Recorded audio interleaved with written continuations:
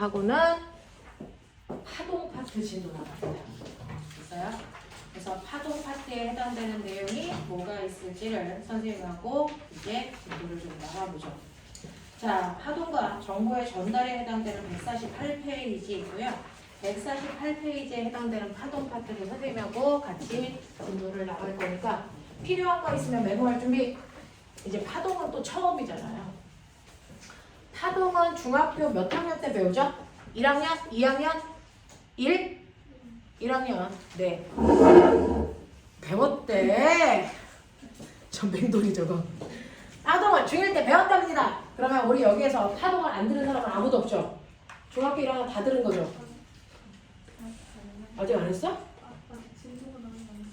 몇 단원이야? 이게 제일 끝 단원이야? 그러면 올해부터는 중학교 1학년 예습. 그래서 중학교 1학년 마지막 단원이래요. 자, 그럼 중학교 1학년 때 배운다는 파동 파트에 있는 내용에 싹 여러분들이 내용 정리해서 살짝만 거기에다가 시간을 집어넣어서 하는 거예요. 중학교 1학년 내용 그대로이기 때문에 달라지는 거 없다. 됐니? 자, 필기할 거 필요한 사람 다 가지고 계세요? 네. 자, 그러면 선생님하고 파동 파트에 무슨 내용이 있는지를 한번 볼까요? 라고 하면 파동을 자소서 쓸 때 또 과거에서 많이 쓰는 자소서 주제예요. 파동. 왜냐면 전자기파 자체라든가 여러분들이 소리라든가 막 이런 것들을 물리 파트에서 자소서 쓰는 친구들이 많은데 걔네들이 싸그리 다 파동이라서요. 우리는 파동에 대한 얘기들을 조금 머릿속에 잘 넣으셔야 됩니다. 우리 주변에서 잘 느낄 수 있는 것들이거든요. 빛이 파동이에요. 선생님 지금 목소리가 파동이에요. 그래서 이런 것들이 파동이기 때문에 아이들이 많이 거론합니다. 자, 선생님 파동이 뭐예요? 라고 하면 파동은 모르지만 여러분들 진동을 알죠. 떨림이 진동이죠. 됐어? 네. 그래서 파동이 뭐니? 라고 하면 한 지점에서 생긴 진동이 파동이 뭐니? 라고 하면 한 지점에서 생긴 진동이 뭐예요? 퍼져 나가는 뭐예요? 현상이죠. 그러니까 한 지점에서 진동이 생겨서 그 진동이 거기서만 까딱까딱 하는 게 아니고요. 이 진동이 옆으로 가면서 계속 진동한다. 그래서 이런 식으로 한 지점에서 생긴 진동이 옆으로 와이파이처럼 퍼져나가는 현상을 우리가 뭐라 그런다? 파동이라고 한다. 그래서 이런 식으로 진동이 퍼져나가는데 여기에 핵심 방점은 뭐야? 퍼져나간다. 이동한다. 이게 파동이야. 그럼 파동은 왜 이동합니까? 라고 하면 파동이라는 건 이렇게 진동이 퍼져나가면서 그래서 네 진동을 통해서 그래서 진동을 통해서 에너지를 뭐 하는 형태예요? 에너지를 옆으로 전달하는 행위예요. 진동을 통해서 에너지를 옆으로 보내주고 있는 거예요. 에너지 전달. 알겠습니까? 이거거든요. 파동은 진동이 퍼져나가는 거고 이 진동이 퍼져나갈 때 에너지가 퍼져나갑니다. 그래서 에너지를 이동시키는 형태가 우리가 알고 있는 파동입니다. 됐죠? 이런 식으로 파동이라는 건 한 지점에서 생긴 에너지가 그래서 진동의 형태로 퍼져나가는 걸 우리는 파동이라고 한다. 이겁니다. 그래서 에너지가 진동의 형태로 퍼져나가는 걸 파동이라고 해요. 라고 하는데 그러면 이러한 파동에도 종류가 있어. 분류해볼까? 이런 얘기야. 파동이 있는데 그 파동을 분류할 수 있는 방법 3가지예요. 요번에 과거 면접에서 가장 많이 물어봤던 거. 그래서 파동의 종류를 분류해봐라. 이거예요. 파동을 분류할 때요. 첫 번째 파동을 분류하는 방법은 그러면 이렇게 진동을 통해서 에너지가 옆으로 전달해 갈 때 도와주는 물질, 멋진 말, 매질이라는 게 필요하니? 라고 하는 매질의 유무예요. 선생님이 지금 말을 하고 있으면 목소리가 여기서 귀까지 가야 되죠. 자, 이렇게 목소리가 전달되는 걸 도와주는 물질이 반드시 필요하니? 필요해요. 뭐요? 공기요. 그러면 공기가 없는 우주에 가서 말을 하면 내 목소리 들릴까 안 들릴까? 안 들려요. 무슨 말인지 알겠습니까? 그래서 파동 중에서요. 대표적으로 소리라고 하는 아이는 반드시 전달하기 위해서는 매질이라는 공기라는 매질이 필요합니다. 소리는. 그래서 또 뭐가 있냐면 일본에서 미친 듯이 발생하고 있는 지진이요. 지진이 옆으로 전달될 때 뭐가 필요해요? 땅을 통해 전달돼요. 됐어? 그래서 지진이라는 건 땅이라는 매질을 통해서 전달하기 때문에 반드시 땅이 필요합니다. 됐어? 그런가 하면 파도라는 물결이요. 물결이라는 게 옆으로 전달되기 위해서 뭐가 필요합니까? 당연히 물이라는 매질이 필요합니다. 물이 없는데 파도가 치진 않아요. 알겠어? 네. 그런가 하면 형광등 틀었어요. 형광등에서 나오는 빛은 매질 필요할까 안 할까? 매질 필요할까 안 할까? 이 형광등에서 나오는 빛과 똑같은 게 태양에서 나오는 빛이죠. 태양에서 나오는 햇빛이 어디까지 와요? 지구까지 오지요. 매질 필요하니 안 하니? 안 하죠. 우주는 진공이잖아요.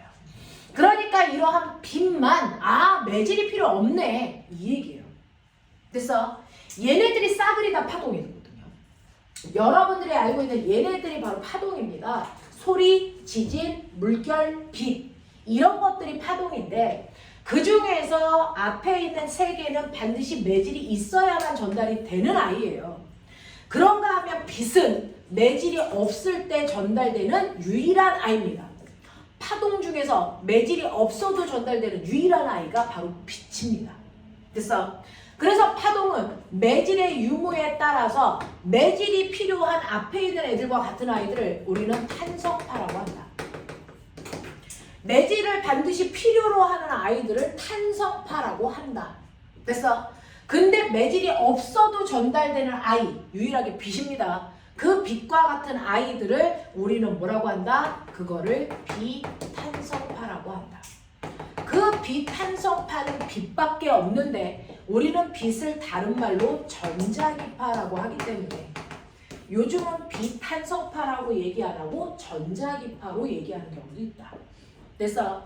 그래서 매질이 필요하냐 필요하지 않느냐에 따라서 탄성파와 비탄성파로 나눕니다. 비탄성파는 매질이 필요 없는 아이들입니다.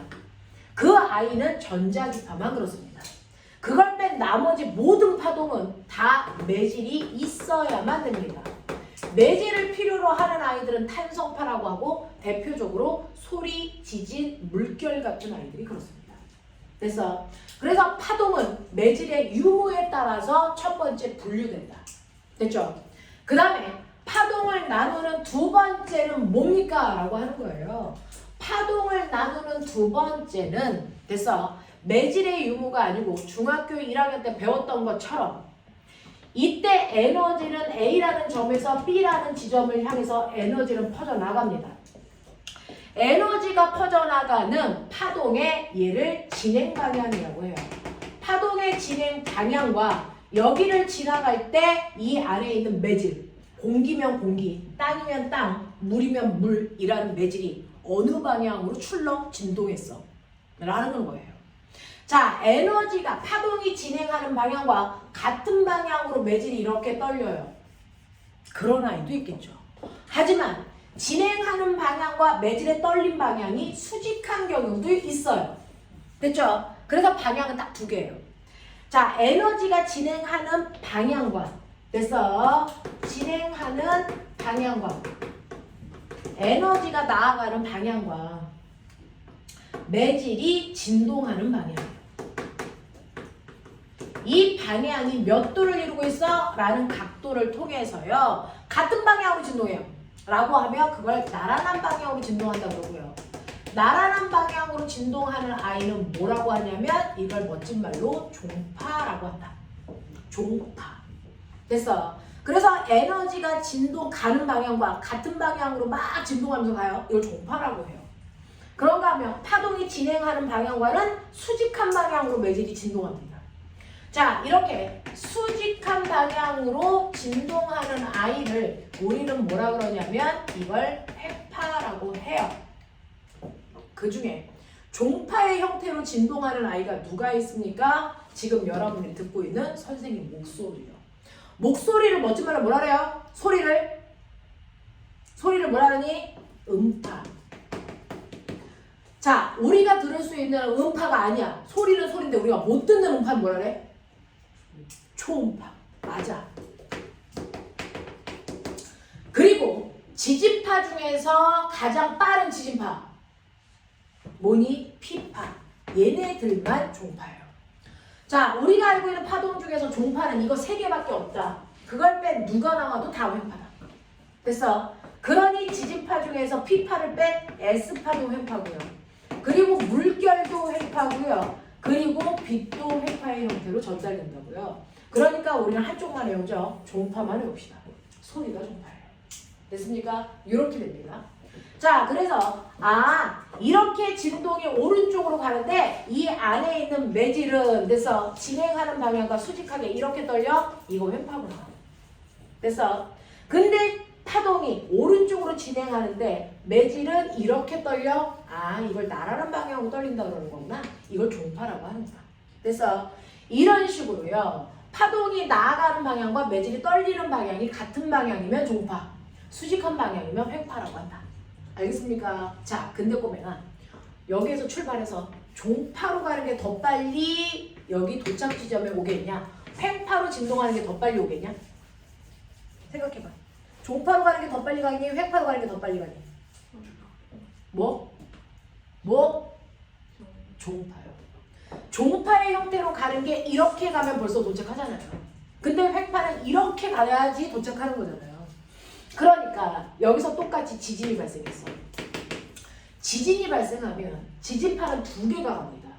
하나는 종파의 형태로 진동하는 P파가 있고요. 하나는 횡파의 형태로 진동하는 S파의 형태로 간다고요. 똑같은 위치에서 출발합니다. 그럼 누가 먼저 도착해요?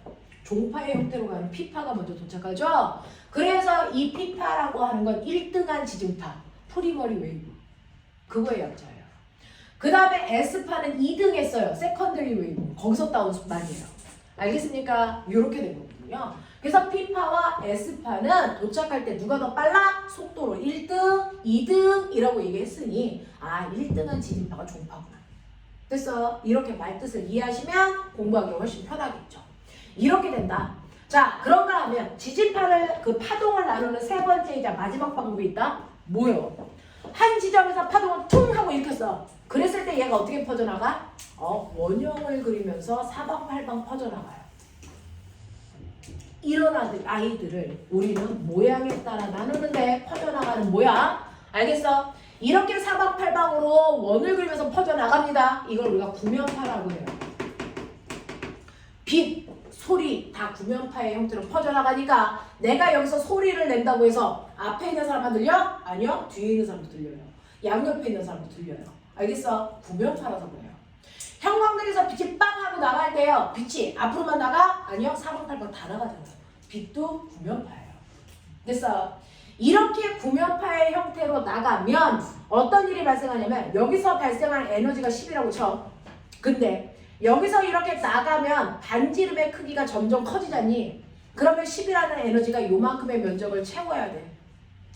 그리고 더 나가잖니. 그러면 이만큼의 에너지로 이만큼의 면적을 10이라는 에너지가 채워야 돼. 그러면 같은 면적에 들어오는 에너지의 크기는 똑같니? 아니면 점점 줄어드니? 아니면 점점 작아지니?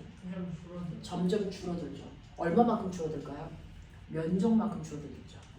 그래서 실제로 같은 면적에 들어오는 빛의 양은 R제곱분의 1로 빛의 밝기가 줄어요. 그래서 중학교 3학년에 시험 범위에 별과 우주가 들어가나요? 안 들어가나요? 가장 마지막 단원에 중학교 3학년에 별과 우주가 나오는데요. 그 별과 우주에서 하나의 별이 있어요. 지구에서 보고 있어요. 지구에서 이렇게 보는데 별의 밝기가 R만큼 떨어질 때 이 별의 밝기가 1이라면 얘를 거리를 10배 먼 곳으로 움직여 갑니다. 시발 욕한 거 아니야. 자, 10배만큼 먼 곳에 맨날, 왜냐면 이 숫자가 필요하거든요. 10배만큼 먼 곳에 갖다 두면 됐어. 이 빛의 밝기가 지구에서 보면 어떻게 보일까요? 라고 하면 100분의 1로 밝기가 줄어요. 됐어? 100분의 1로 밝기가 줍니다. 왜? 구면파의 형태로 퍼져나가니까.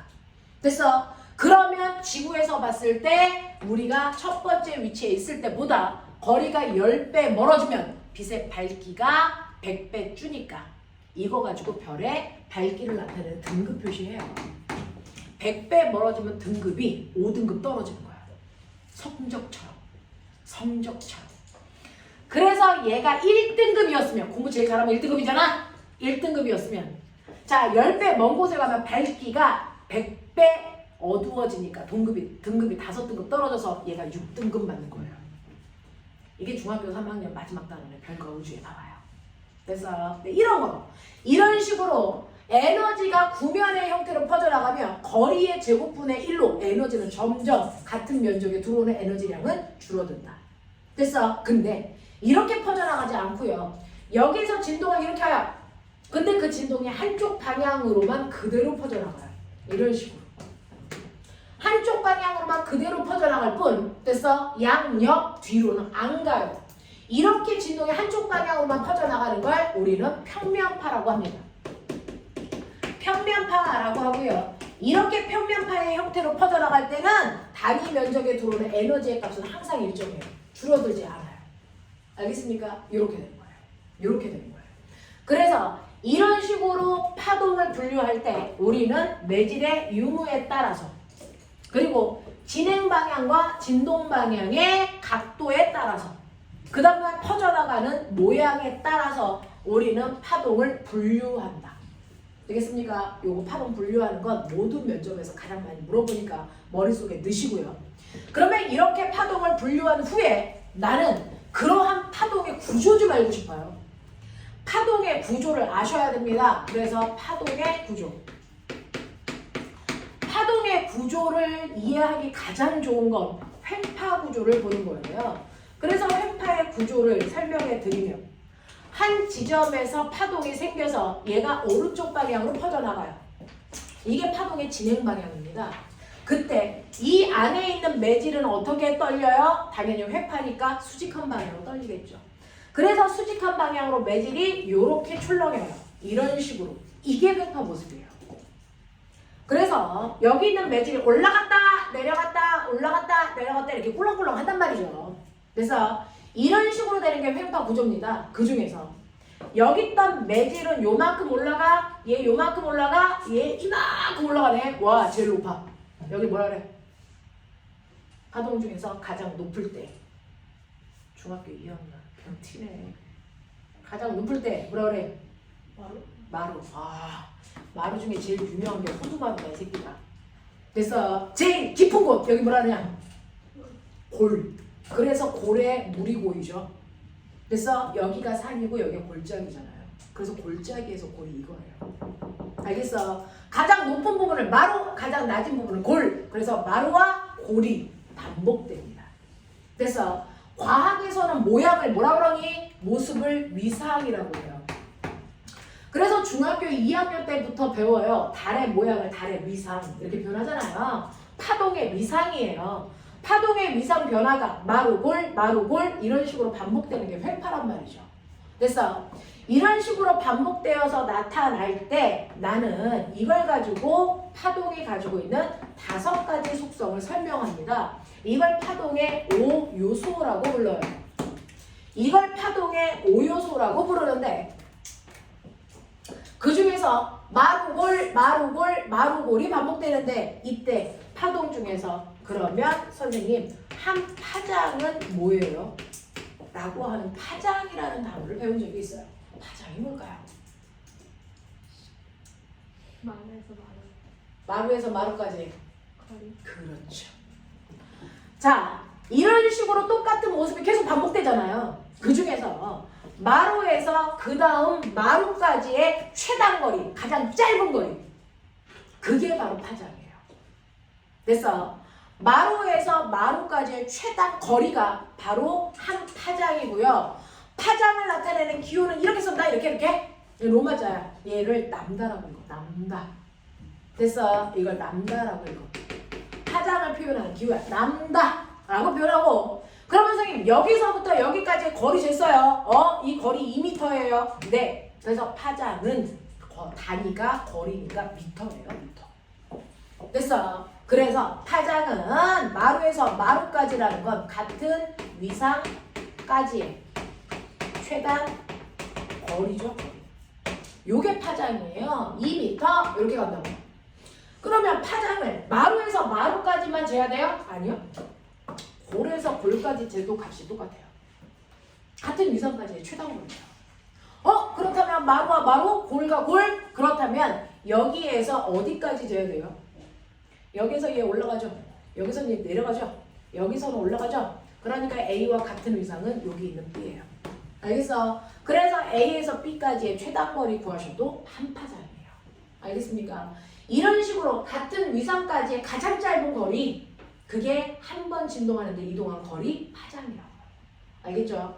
자, 그런가 하면 두 번째 뭐가 있는 줄 아세요? 주기. 주기가 뭘까요? 이런 중학교 2학년 새끼들 그냥 다 자유낙하 시간. 시간을 뭐라 그래? 네. 시간. 됐어? 그걸 뭐라 그러가? 주기.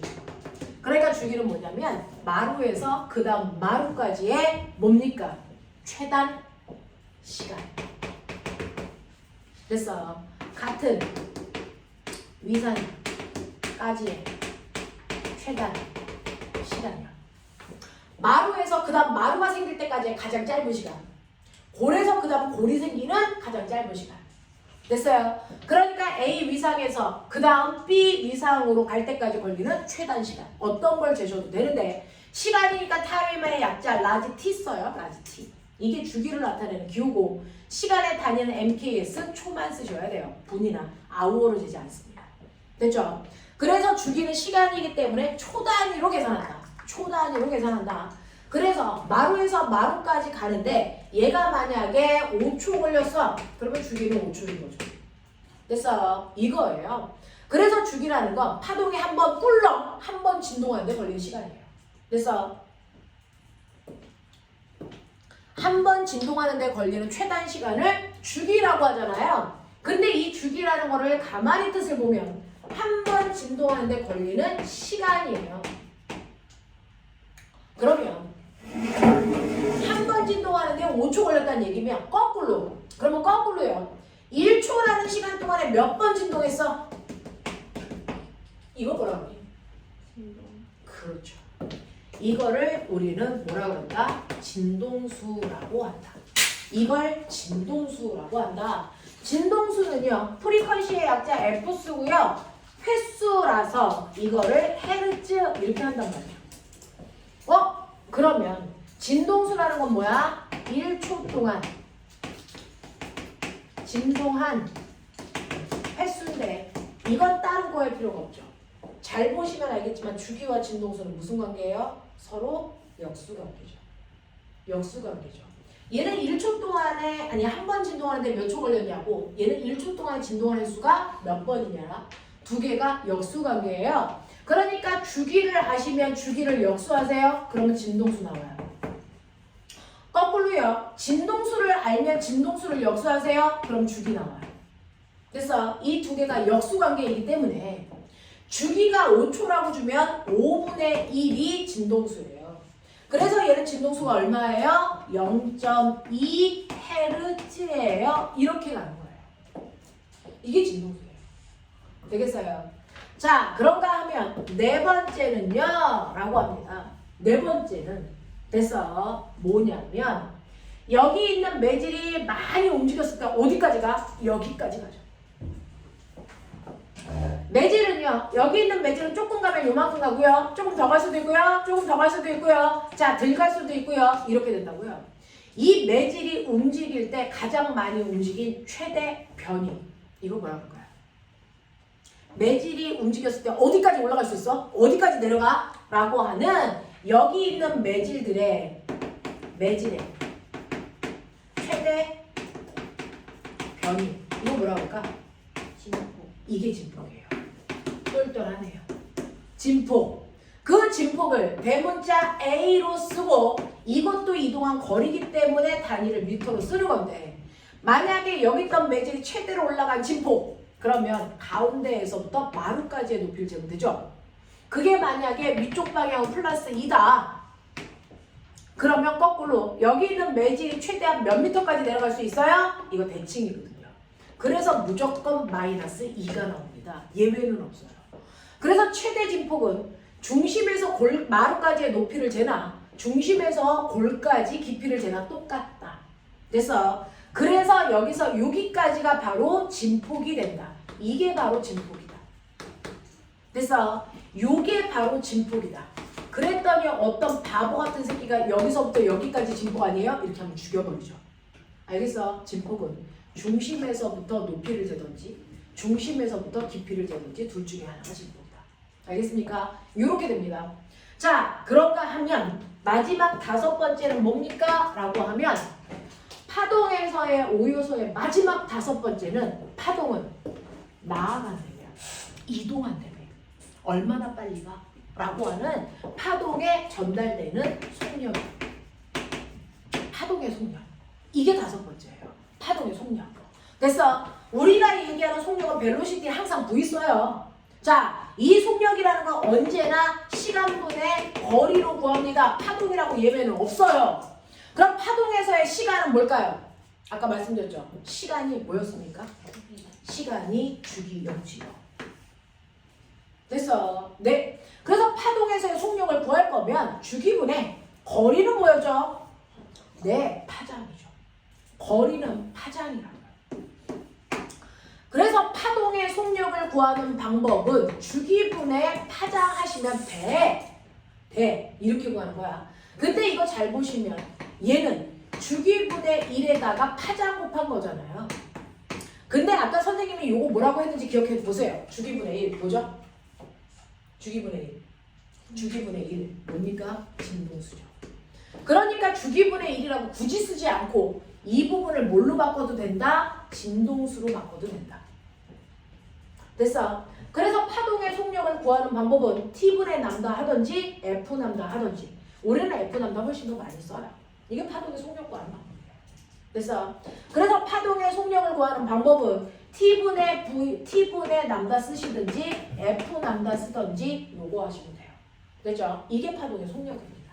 그러니 어떤 파동이 있어? 그 파동의 진동수가 얼마냐면 10Hz야. 근데 얘 한 파장이 얼마냐면 2m야. 그러면 이 파동의 속력은 얼마입니까? 20m/s라는 뜻이야. 이런 얘기야. 그래서 어떤 애의 파장이 20Hz야. 진동수가 20Hz야. 근데 파장이 10m야. 그러면 얘는 속력이 얼마야? 200m/초야. 이런 뜻이야. 알겠어?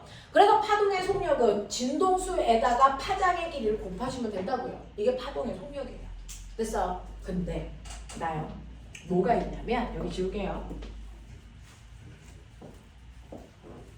이러한 파동이 있는데 파동 중에서요. 태양에서 오는 빛이 대표적인 파동이에요. 빛이 이렇게 간다고요. 태양에서 빛이 이렇게 퍼져나가서 우리는 그 빛을 낮에 지구인들이 보는 거죠. 근데 너 알아? 태양에서 오는 백색광을 알고 봤더니 그 백색광 안에는 몇 가지 색깔이 들어있니? 빨주, 노초, 파남보. 그게 무지개잖아요. 그러니까 사실은 태양에서 오는 이 백색광이요.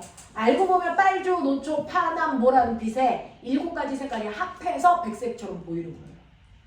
그래서 그러니까 태양에서는 빨간색, 파란색, 초록색, 보라색 뭐 이런 아이들 7가지 색깔이 동시에 막 쏟아져 나와요. 그래서 빨간색부터 시작해서 빨강, 초록, 파랑 이런 색깔들이 동시에 막 쏟아져 나오지만 얘네들이 우리 눈에 합해서 태양에서 백색광이 나오는 것처럼 보인다고. 그걸 햇빛이라고 내가 하는 거야. 알겠어? 자, 근데 빨간색은 왜 빨갛게 보여요? 라고 하면 사실은 여기에서 나오는 건 색깔이 아니고 그걸 우리 눈에 있는 시각세포가 색깔로 분석해 준 것 뿐이에요. 그래서 여기서는 그냥 다양한 종류의 에너지가 쏟아나오는 거예요. 에너지가 쏟아 나오는데 에너지 중에서 그 에너지의 크기가 10인에도 있고 100인에도 있고 1000인에도 있잖아. 태양에서는 크기가 다양한 에너지가 쏟아져 나온다고요. 그 크기가 다양한 에너지들이 나옵니다. 10줄짜리 에너지, 100줄짜리 에너지, 1000줄짜리 에너지 이런 게 나온단 말이야. 그런 것들이 나올 때요. 우리 눈에 있는 시각세포는 에너지의 크기를 뭘로 분석해준다? 이걸 색깔로 표현해줍니다. 예쁘죠? 우리 눈에 있는 시각세포가 이 짓 하는 거예요. 태양에서 나오는 햇빛의 에너지의 크기를 색깔로 변화시켜주는 게 시각세포예요. 그 중에서 에너지가 제일 작은 빛을 무슨 색깔로 보이게 할까요? 검은색. 그게 빨간색. 검은색은 아예 에너지가 없는 상태. 됐어요? 네. 자, 빨간색으로 보이게 하고요. 그거보다 에너지가 조금 더 큰 애를 초록색. 그거보다 에너지가 조금 더 큰 빛을 우리가 무슨 색? 파란색으로 보이게 하는 거예요. 그래서 이런 식으로 우리 눈에 있는 시각세포들은 그래서 에너지의 크기를 색깔로 분석해주는 능력을 가지고 있다. 그래서 다양한 종류의 에너지가 막 오니까 내 눈에 볼 때 빨주노초 파남으로 보이는 거야. 그래서 여러분들은 빨간빛 에너지가 작은 빛, 초록빛 에너지가 큰 빛, 그래서 파란빛 에너지가 왕창 큰 빛 이런 게 오는 거구나 생각하시면 돼요. 자, 근데 파동에서의 에너지는 어떻게 구하는 거냐면 파동의 에너지는 진폭의 제곱에 진동수의 제곱만큼 에너지가 생겨요. 진폭의 제곱에 진동수의 제곱만큼의 에너지를 다 구해요. 그러니까 에너지가 크다는 얘기는 무슨 말이냐면 진동수가 크다는 얘기거든요. 그렇죠? 진동수가 크다는 얘기예요. 그래서 우리는 빨간빛이라는 빨간빛은 진동수가 얼마예요? 진동수 얘를 내 얼마로 놓을까? 10? 그러면 초록빛은 진동수가 얼마예요? 100? 파란빛은요? 1000? 이렇게 놓을게요. 알겠습니까? 이 얘기예요. 그러니까 색깔에 따라서 에너지가 다르다는 얘기는 진동수가 달라요. 그거 무슨 말이야? 자, 실제로 에너지가 큰 파란색은 에너지가 크니까 애가 흥분해서 가만히 못 있어. 그러니까 유속도가 드르르르 이렇게 진동해. 그러니까 진동의 수가 많죠. 근데 빨간빛은 에너지가 다 달랐어. 그래서 에너지가 달아가는 배터리야. 그러니까 진동을 잘 해? 못해? 못해. 이렇게 진동하는 거야. 그러니까 진동수가 작은 거지. 알겠어? 그러니까 진동수가 작다는 얘기가 에너지가 작다. 진동수가 많다는 얘기가 에너지가 크다라는 얘기거든요. 그런 빛이 태양에서 동시에 빵 하고 터져나가요. 그러면 지구에 누가 먼저 도착할까? 당연히 빠른 애가 먼저 도착하겠죠. 누가 빠를까? 누가 빠르니? 누가 빠르니? 누가 빠르니? 파동의 속력은 V는 F 난다. 누가 빠르니? 어떤 빛이 먼저 지구에 올까요? 파란 빛이 먼저 오겠죠? 진동수가 많으니까. 안 그래요. 동시에 와요. 만약에 태양에서 파란 빛이 먼저 오고 초록빛이 나중에 오고 빨간빛이 가장 늦게 온다면 우리는 햇빛을 보고 있으면 어떻게 보이는지 아세요? 미라볼 조명. 팥촉발, 팥촉발, 팥촉발 이렇게 우주가 보여요. 그래서 하늘의 색깔들이 막 계속 바뀌는 미라볼이 돌고 있는 거죠. 근데 그렇게 안 보이잖아요. 왠지 아세요? 얘네들 진동수와 상관없이 얘네들이 가지고 있는 속력은 다 똑같아요. 다 똑같이 속력이 1000이라면 위아더 월드 속력은 다 1000입니다. 거짓말! 파동의 속력은 V는 F 남다르면서요. 근데 빨간색이 진동수는 10이고 초록색은 100이고 파란색은 1000인데 어떻게 속력이 같아요? 어떻게 속력이 같은지 이제 느껴졌죠? 뭐예요? 진동수에 따라서 파장의 길이가 달라요. 파장의 길이가 달라요. 에너지가 큰 애는 선생님 통통 튄다 그랬죠? 통통통통 빨리 튀어야 되니까 한 번 튈 때 많이 못 가요. 근데 에너지가 작은 애는 늘어졌다 그랬죠? 늘어져서 얘가 이렇게 가기 때문에 한 번 진동할 때 많이 쓸고 가서 한 파장이 긴 거예요. 그래서 진동수와 파장은 정반대입니다. 정반대입니다. 그래서 진동수가 큰 애는 파장이 짧다라는 얘기라서 진동수가 1000이라는 파장이 1밖에 안 돼요. 진동수가 100이라는 파장이 10이고 진동수가 10이라는 파장이 100이란 말이죠. 그래서 이걸 곱한 값이 다 똑같이 얼마 나와요? 1000이라는 속력을 가져요. 이렇게 돼요. 진동수가 크면 속력이 빠를 줄 알았는데 얘네들은 진동수에 따라 파장의 길이가 이렇게 달라지는 거구나. 이런 식으로 달라지기 때문에 속력 값이 다 똑구나. 다 똑같구나. 그러면 속력은 안 변해요? 파동의 속력은 안 변해요? 파동의 속력은 변해요. 그러니까 굴절이라는 거 하는 거예요. 그래서 파동의 속력 차이 때문에 빛이 굴절하는 거야? 이런 얘기 배웠어요. 됐죠? 근데 속력이 안 달라지는데? 속력을 변화시키는 건 꼬매나 진동수가 아니고요. 그 파동이 지나오는 공간에 있는 뭡니까? 내집의 공간. 매질의 종류에 따라서 파동이 빠르게도 전달되고 느리게도 전달되는 거야. 매질이 가는 걸 막아버리거든요. 됐어? 그래서 파동의 속력은 진동수나 파장의 길이가 결정하는 게 아니고 매질의 종류가 결정하는 거예요. 매질의 종류가 결정합니다. 됐어? 그래서 어떤 매질을 통과해 오느냐에 따라 속력은 빠를 수도 있고 느릴 수도 있다. 납득이 됩니까? 이거예요.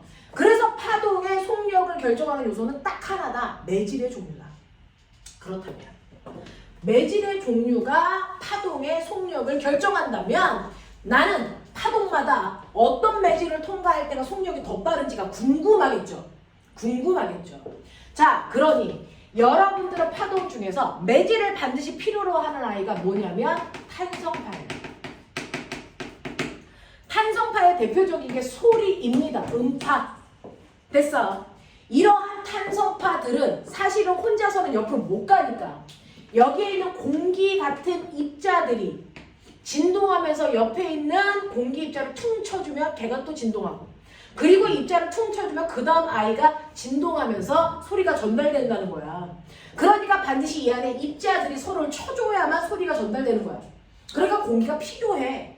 근데 이 공기 입자들이 멀리 떨어져 있을 때 빨리 칠까? 아니면 가까이 있을 때 빨리빨리 전달될까? 그렇지. 그래서 탄성파인 아이들은 입자가 빽빽해야 빨리 전달되는 거야.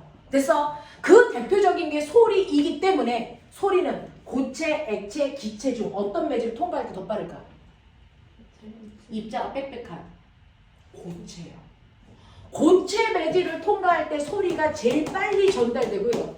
그 다음 액체이고요. 그 다음 기체예요. 그러니까 여러분들은 지금 기체를 통해서 선생님의 목소리를 들어요. 공기를 통해서. 하지만 공기보다 그래서 고체를 통해서 전달하면 더 빨리 소리 들을 수 있다고요. 그걸 실험한 게 중학교 1학년 교과서에 있죠. 뭐 있어요? 이렇게 철로가 있어요. 철로가 있는데 여기에 산으로 이렇게 막혀 있어서 이쪽에서 기차가 오는 걸 눈으로 볼 수가 없어. 그럼 난 소리로 듣고 싶어. 알겠어? 소리로 듣고 싶을 때 소리가 언제 나요? 철로를 지나갈 때 마찰에서 소리가 난다고요. 그 마찰에 의해서 나는 바퀴의 소리를 철로가 직접 전달되는 걸 여기에 있는 아이가 귀를 대고 철로에서 들어요. 됐어? 근데 그 소리 중에 일부는 공기를 타고 와요. 공기에 서서 듣는 아이도 있겠죠. 됐어? A하고 B하고 같은 위치에 있을 때 누가 먼저 들을까? 누가 먼저 들을까요? 철로에 귀대고 있는 아이가 더 빨리 소리를 들어요. 알겠어? 왜? 고체 매질을 통해서 전달되고 알겠냐? 이 얘기예요. 그래서 소리라는 건 반드시 매질이라는 걸 필요로 하는데 그 매질이 빽빽하게 있어야 빨리 쳐준다. 그래서 전달되는 속도가 빠르기 때문에 소리는 고체 매질을 통과할 때가 제일 빠르고요. 그 다음에 액체고요. 그 다음 기체이고요. 진공에서는 소리가 전달된다 안 된다? 절대 안 된다. 왜? 매질이 없으니까. 알아들어요? 알아들어요? 그러니까 선생님이 똑같은 수업을 여기 지구에서 안 하고 어디서 합니까? 달에서 해요. 달에는 공기가 있다 없다? 이거 없다. 그러면 내가 여기서 똑같은 거리에 너네 앉혀놓고 수업을 하면 너네가 수업을 들을 수 있다 없다? 없어요. 소리 전달이 안 됩니다. 알겠습니까? 이런 얘기예요. 이런 얘기예요. 자, 그래서 공기라고 하는 그 매질을 통해서 우리가 소리를 듣지만 공기가 아닌 고체나 액체를 통해서 전달되는 속도가 더 빠르구나, 소리는. 됐어? 자, 그런가 하면 이러한 소리라고 하는 건 같은 공기에도 소리를 더 빨리 전달되는 공기가 있어요. 무슨 공기? 그래서 낱말은 새가 듣는데 반말은 쥐가 듣는데 라고 하는 소리의 휘어지는 정도가 다른 거잖아요. 낱말은 새가 듣는다는 건 소리는 여기에서 와 하고 소리를 지르면 소리가 이렇게 가야 되죠.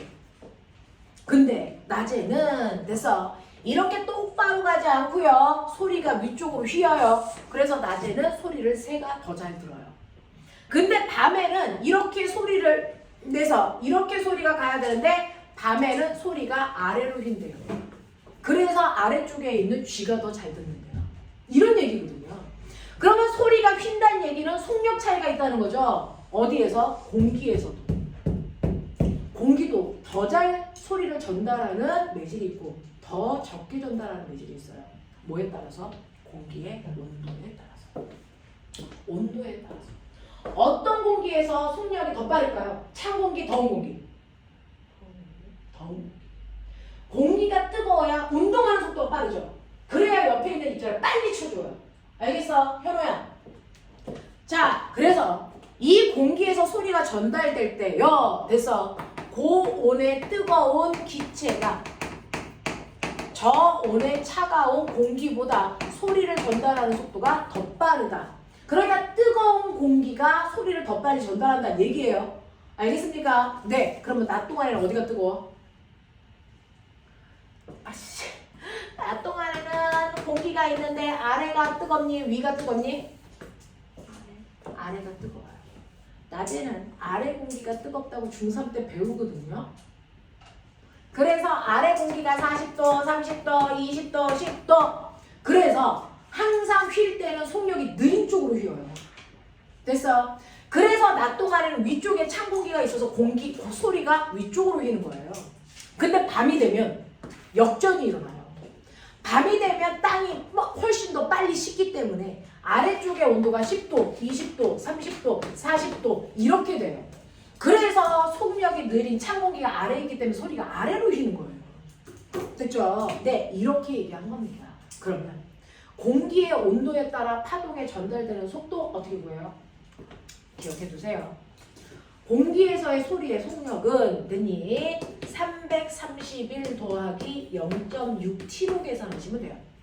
이게 바로 음속을 계산하는 방법입니다. 음속. 그 중에서 우리가 얘기하는 평균 음속은 여러분들이 알고 있는 상온 몇 도로 계산한 거예요? 15도로 계산해서 여기에 있는 스몰 t는 온도를 얘기하는 거예요. 시간이 아니고. 됐어? 그럼 꼬맹아 여기 15 집어넣고 계산해봐. 얼마나? 340 나오죠. 그래서 우리가 음속이라고 하면 340m/초야 라고 하는 건 온도가 15도인 공기를 지나갈 때 소리의 속력을 얘기한 거예요. 그래서 15도가 아니고 20도, 30도 그러면 소리의 속력은 더 빨라진다고요. 알겠습니까? 이렇게 계산하는 거죠. 아하. 소리라고 하는 건 매질이 있어야 되는 탄성파인데 이때 매질이 빽빽할수록 소리가 빨리 전달되는 거구나. 그리고 똑같은 매질을 가지고 있는 기체일 때 뜨거운 공기가 더 빨리 전달하는 거구나. 이런 얘기야. 납득이 되겠어요? 하겠어요? 네, 이게 바로 음속 구하는 방법이에요. 음속 구하는 방법이에요. 그래서 소리의 속력은 이렇게 결정된다. 머릿속에 넣으세요. 됐죠? 네. 그러면 소리 말고 다른 애들은 어때요? 라고 하면 소리 말고 탄성파 중에 대표적인 것도 뭐 있어요? 파도. 파도.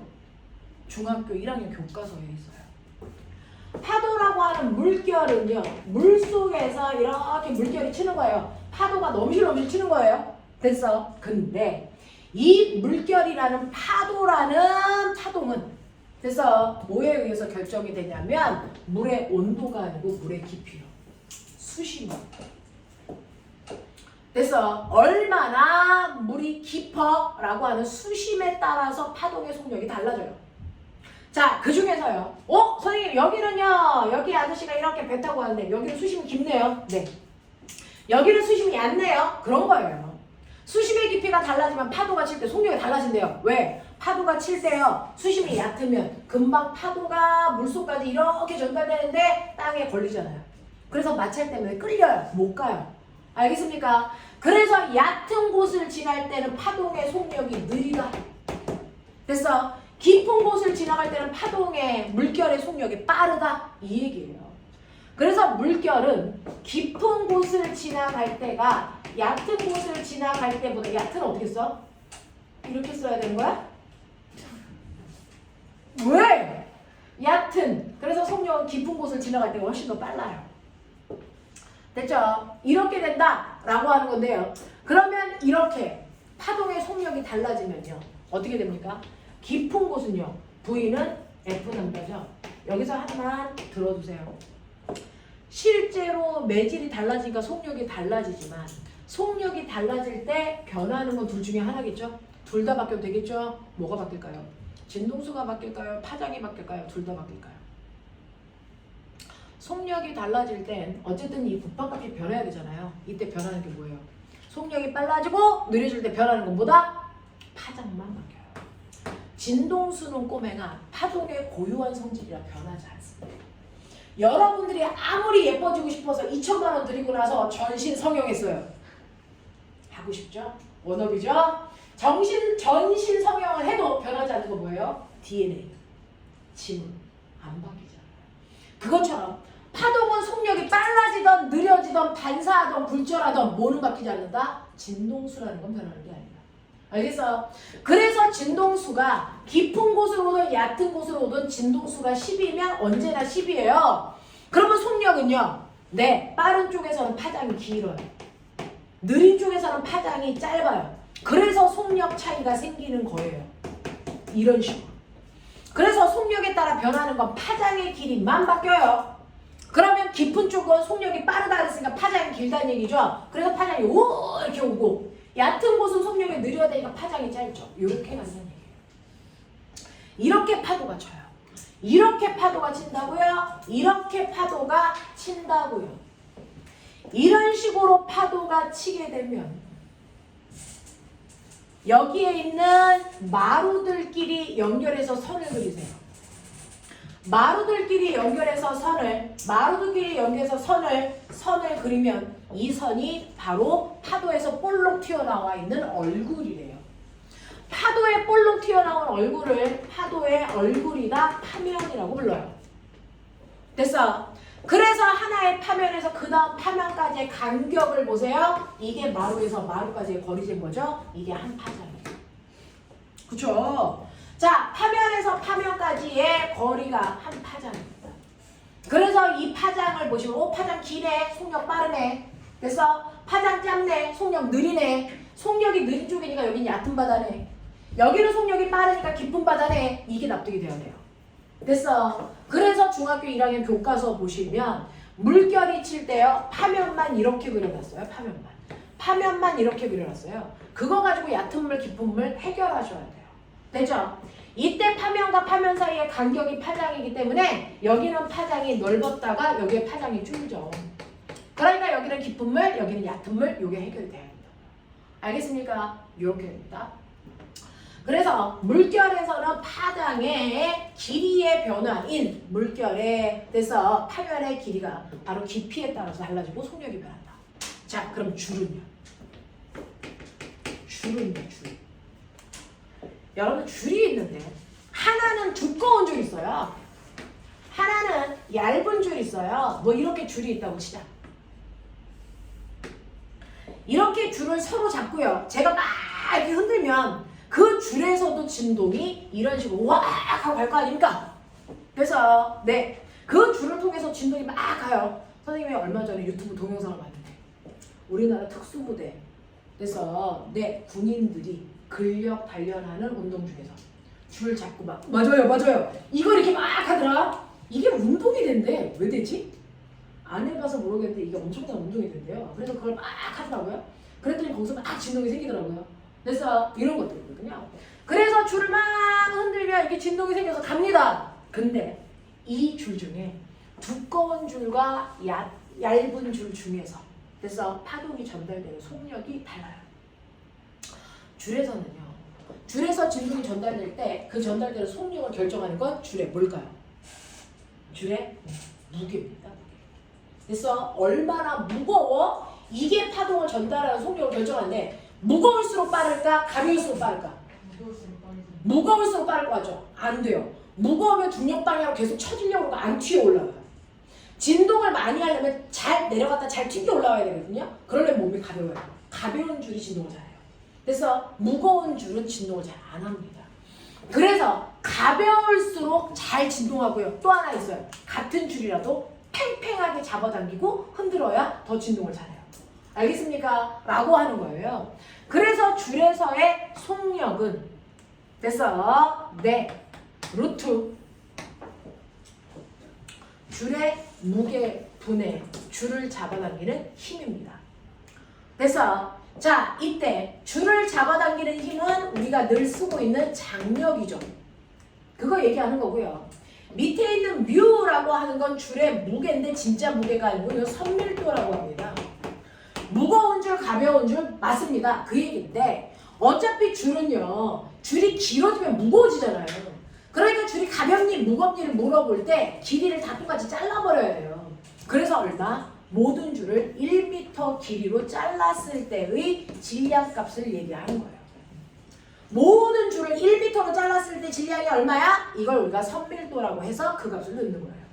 알겠어요? 자, 그래서 선밀도분의 장력의 제곱근 값이 바로 줄에서의 속력을 얘기한다. 알겠습니까? 요렇게 구해요, 이렇게. 되겠어? 자, 여기까지는 매질이 필요한 탄성파들에 대한 얘기야. 그럼 매질이 필요 없는 유일한 아이가 뭐니? 빛이라고 하는 전자기파야. 빛이라고 하는 전자기파의 속력은 어떻습니까? 얘만 유일하게 매질이 필요 없는데요. 라고 하는 얘만 유일하게 매질이 필요 없는 얘가 바로 비탄성파로 여러분들이 그동안 무식하게 빛이라고 불렀던 아이예요. 근데 이제 빛이라고 부르시면 대단히 무식하다는 게 나오는 거죠. 자, 이걸 빛이라고 부르지 않고 전자기파라고 부르셔야 되는데 칠판이 작을까봐 여기를 지우고 위에다가 쓸게요. 우리가 얘기하는 전자기파라고 하는 아이가 바로 태양 같은 별에서 나오는 그 빛들이에요. 됐어? 이렇게 태양 같은 빛들은 꼬맹아 한 번만 설명할게. 잘 들어봐. 너네 고체가 뜨거우면 뭐 되냐? 고체가 뜨거워지면 액체 되겠죠. 액체가 뜨거우면? 기체가 되는데 기체가 뜨거우면 어떻게 되냐? 아니 어떻게 되냐? 기체가 뜨거우면 진동이 좋아. 기체가 뜨거우면요. 맞아요. 거기서 전자가 탈출해버려요. 그래서 양이온과 자유전자로 바뀌어요. 이렇게 전기를 띤 입자 상태로 바뀌는데 그걸 멋진 말로 뭐라고 줄 아세요? 플라즈마. 그게 이온 덩어리야. 알겠습니까? 라고 하는 실제로 너네들은 나이가 많아서 너네들 늙어서 지구상에 있는 모든 물질의 상태는 세 개라고 배우잖아요. 고체, 액체, 기체. 근데 이제 젊은 애기들은 지금 햇님반에 있는 애들은 그래서 지구에 있는 물질의 상태는 몇 가지로 배운다? 네 가지로 배운다. 고체, 액체, 기체, 플라즈마. 이렇게 배워요. 그래서 그렇게 배울 겁니다. 라고 하는 전기를 띤 입자 상태인 플라즈마 상태로 모든 별들의 입자들이 들어있어요. 그러니까 태양은 표면 온도가 6000도잖아. 6000도라고 하는 그 어마어마한 뜨거운 온도에서는 수소는 수소 양이온과 자유전자들로 막 이렇게 형성되어 있단 말이야. 걔네들이 태양이 매 순간 빵빵빵빵 터질 때 그 터지는 진동에 의해서 그 아이들이 우주 공간으로 확 하고 밀려. 그러면 전기를 띤 입자들이 우주 공간으로 밀려 나갈 때 전기장이 생기죠. 그래서 그 전기장이 세졌다가 약해졌다가 하면서 전기장이 확 하고 생기면 그 전기장에 의해서 뭐가 만들어지니? 아까 배웠죠? 자기장이 만들어져요. 전기장 주변에 자기장이 생기잖아요. 자기장이 생기고 근데 그 자기장이요. 전기장이 셀 때는 세게 생기고 전기장이 약할 때는 약하게 생기잖아요. 그러면 세기가 세졌다 약해졌다 하죠. 그럼 자석을 넣었다 뺐다 하는 거죠.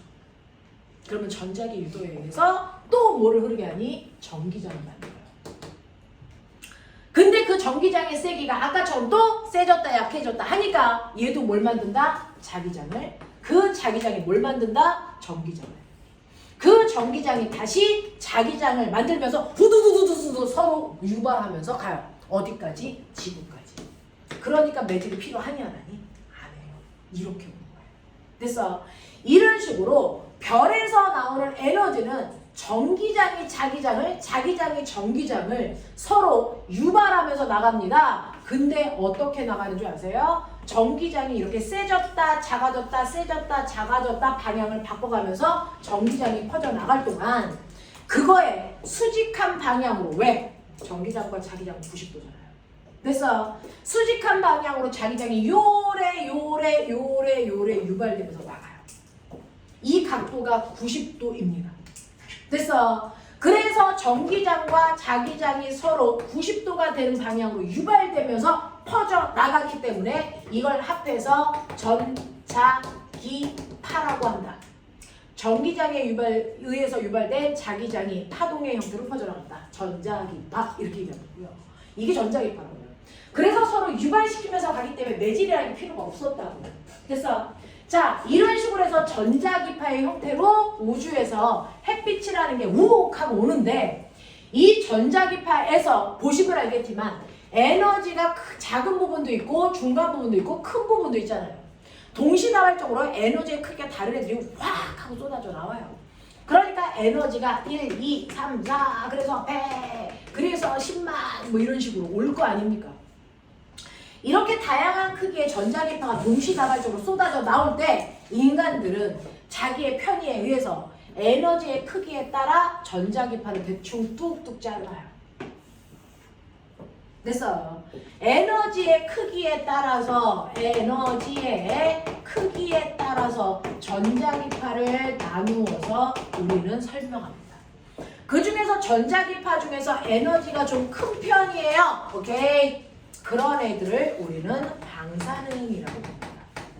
방사능 이렇게 불러요. 전자기파 중에서 에너지가 중간 크기예요. 얘네들만 니네가 빛이라고 부른 거야.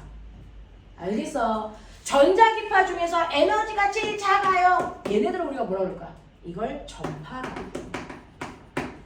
그러니까 전자기파라는 건 얘네들을 통칭해서 부르는 이름이야. 됐어? 그 중에서 에너지가 가장 큰 영역에 해당되는 방사선 중에서도 가장 에너지가 큰 걸 우리는 뭐라 그럽니까? 가장 큰 영역을 감마선. 그거보다 살짝 에너지가 작은 애를 X선. 그래서 이 둘을 합해서 방사선이라고 부르는 거예요. 그 중에서 감마선 언제 나와요? 핵폭탄 터질 때 사람 다 죽이는 게 저거예요. 됐죠? 네. 그래서 감마선이라는 건 핵이 터질 때 나오는 엄청난 에너지. 이 에너지가 우리의 세포를 통과하는 순간 꼬맹아 전자레인지에 있는 진동은 어디 있어? 여기 있어. 이걸로 음식 데워 먹잖아요. 근데 이거보다 엄청나게 큰 에너지를 가지고 있는 감마선이 나온다고. 그 감마선이 내 몸을 훅 지나가는 순간 내 몸에 있는 세포를 막 진동시키면 얘가 진동을 하다가 뭐하니? 빵 하고 터지죠. 그래서 죽는 거야. 순식간에 일어나. 순식간에 일어나. 핵이 빵 하고 터질 때 버섯 모양의 됐죠? 구름이 생기죠. 그 버섯 모양의 구름을 보고 있는 와중에 너희는 죽는 거야. 됐어? 그 버섯 모양에 해당되는 그림을 보는 순간 우리 이미 죽었어. 하는 순간 난 죽거든. 되죠? 네. 이렇게 대단히 빠른 속도로 감마선이 내 몸을 훅 투과하면서 세포를 진동시키면서 파괴시켜버려요. 이게 감마선의 에너지예요. 그렇죠? 엄청나게 센 에너지를 가져왔어요. 되죠? 자, 그런가 하면 그거보다는 살짝 에너지가 적은 애가 뭡니까? X선. 이거 뭐 할 때 써요? 엑스레이. 맞아요. 뼈 사진 찍을 때 쓰는 그 엑스레이가 이걸 이용한 거예요. 그래서 그 엑스레이가 우리 몸을 관통하면서 됐어. 감마선은 다 통과하는데 X선은 뼈는 통과 못하고 반사하죠. 그래서 찍어낸 거예요. 뼈 사진 찍는 거예요. 그래서 그게 X선이고요. 이 X선의 진동. 그래서 그 진동도 만만치 않은데 그래도 사람을 죽일 정도는 아니야.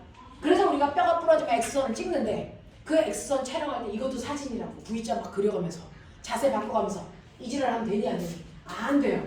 그래서 그것도 엄청나게 에너지가 세기 때문에 1년에 아무리 건강한 너네들도 찍을 수 있는 횟수가 한정되어 있어요. 그래서 건강한 사람들도 1년에 몇 회 이상을 그 몇 회를 넘으면 너무나도 많은 에너지에 노출되기 때문에 세포에 문제가 생겨요. 그리고 임신한 사람들은 엑스레이 사진을 찍을 수 있다 없다? 없어요. 태아가 죽어요. 또는 기형이 돼요. 이렇게 돼요. 그래서 그러니까 엑스레이 사진 찍을 때 가만히 있어라. V자 그리는 거 아니다. 그래서 그런 거고요.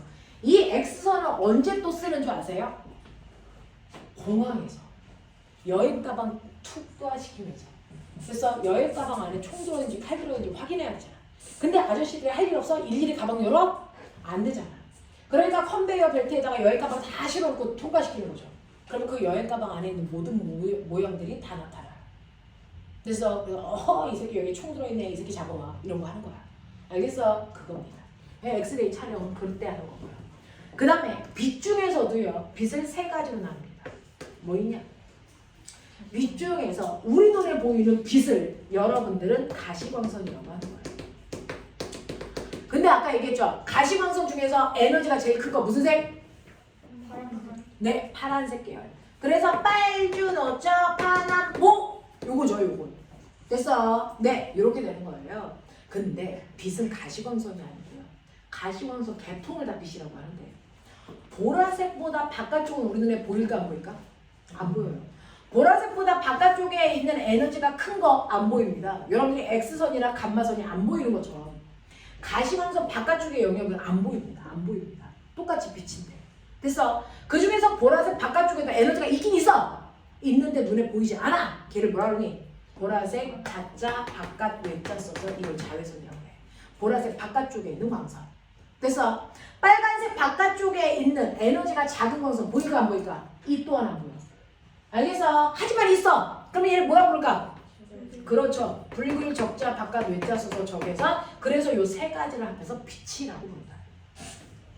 이거 세 가지를 합해서 빛이라고 부르는데 선생님이 이 리모컨 조절해서 에어컨 틀 거예요. 그럼 여기서 뭐 나갈게? 뭐 나갈게? 빛 중에서 뭐 나갈게? 적외선 나가죠. 잘 봐요. 여기 뭐 여기 빨리 하자. 그래서 뭐 나가고 있어요? 적외선 나가요. 그래서 적외선 나가요. 적외선 통신하는 거예요. 적외선 통신하는데 선생님 여기서 빛이 보였어요? 이 새끼는 안 보이는데요. 집에 있는 리모컨을 누르면 리모컨 위에 빨간 불이 켜지죠. 됐죠? 선생님 저기서 빨간데 나 저기서 볼 수 있는데 병신이에요. 저기서는 안 보여요. 근데 왜 거기서 빨간 불 나와요? 그거 네가 안 보여서 자꾸 누르니까. 네가 안 보여서 자꾸 눌러서 이거 나가는 거 맞아? 쳐다보니까 나 나가고 있어 라는 신호를 눈에 보이는 뭘로 주는 거야? 가시광선에 빨간 불로 주는 것 뿐이야. 그래서 적외선 나갈 때 가시광선에 빨간불이 같이 나가게 해서 나 나가고 있어 또 누르면 죽어 이거 하는 거죠. 알겠어? 네. 적외선이 빨갛게 눈에 보인다 병신입니다. 안 보여요. 알겠어? 네. 그 다음에 자외선 눈에 보이니? 안 보이죠. 자외선 뭐 할 때 써요? 소독. 맞아요.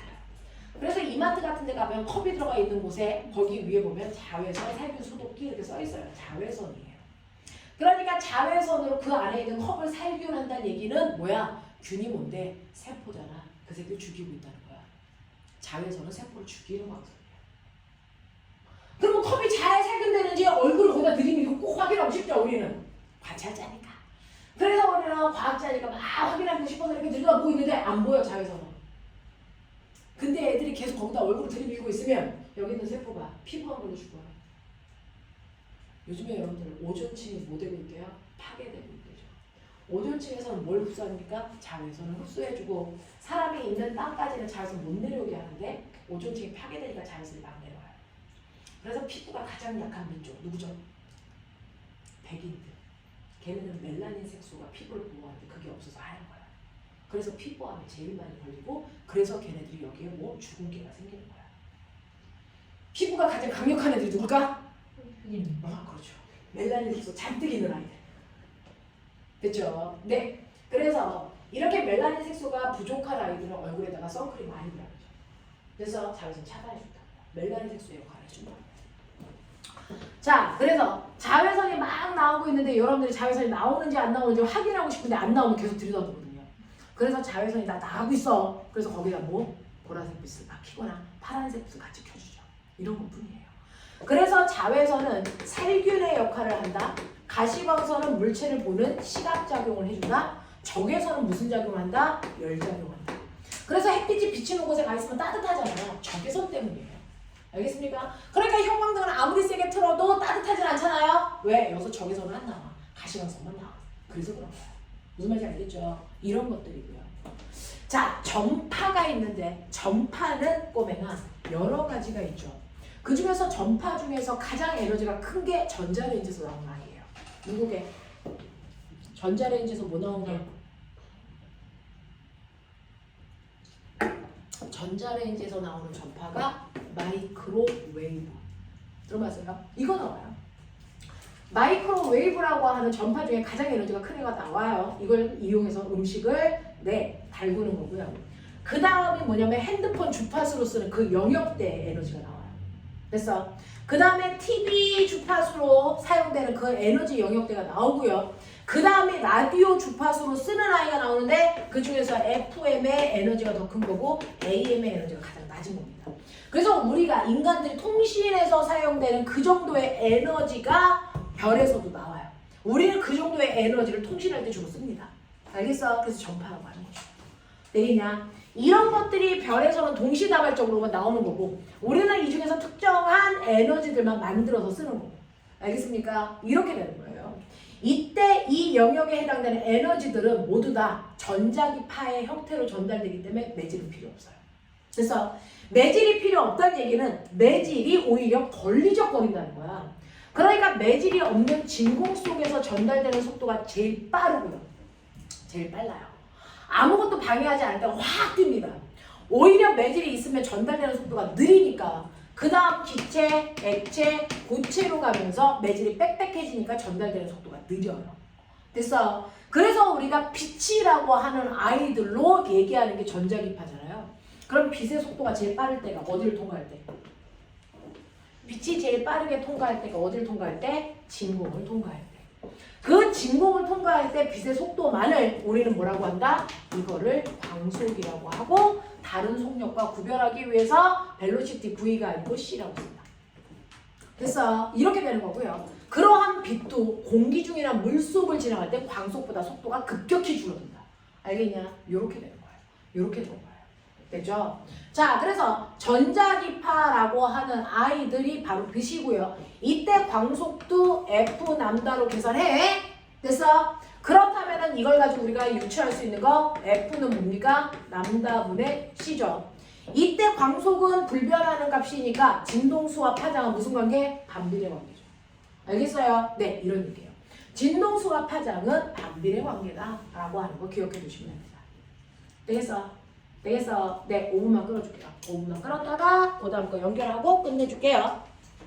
5분만 잠깐만 끊자.